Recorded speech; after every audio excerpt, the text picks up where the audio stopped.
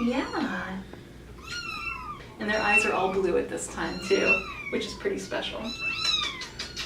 Yeah. And you're gonna be a-okay.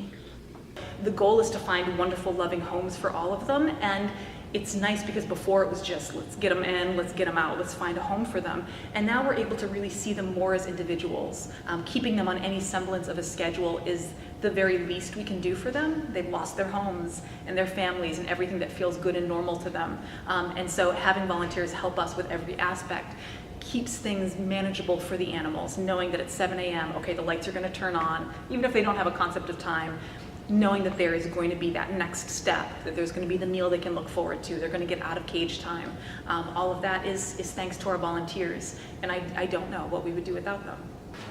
Katie runs all the volunteers, so she is amazing. I don't know how she does it, but she's really efficient. She helps us with our second level training, and she helps us with if we need to change days. So I'm more in email communication with her sometimes, but she does everything.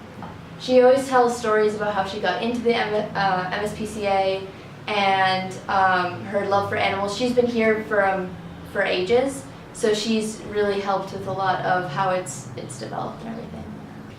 I think one of my favorite parts about volunteering here is seeing cats being adopted, because you see people connect with the cats and they just light up, and then the cats go home, and it's just such a rewarding feeling because you know that you're helping people find the cats that are going to be part of their lives for so many years. And that to me is the goal, to have people want to just go and be at the shelter versus seeing this as this dour, horrible, tragic place that nobody wants to go. That's a big difference. I know when I adopted my first cat, I sat in the car as my boyfriend went in and picked her out. I sat in the car weeping rather than go in to the big scary shelter. So not only have I changed my opinion about shelters, but more people need to feel like this is a nice place to just go and see animals.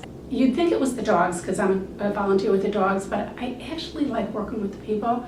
It's a very interesting group of people. They come from all different kinds of backgrounds, and we all have one thing in common. We love dogs, and we like learning about them, and we like working with them and trying to keep them happy and as stress-free as possible while they're waiting for their new homes. I can't get enough of this place. You asked if this feels like a job. It does, but it also feels like home. It feels like where I belong. I so believe in the organization. I'm constantly proud when we take a new stand against something or when we make a statement about breed legislation. I love us so much that I don't want to go anywhere.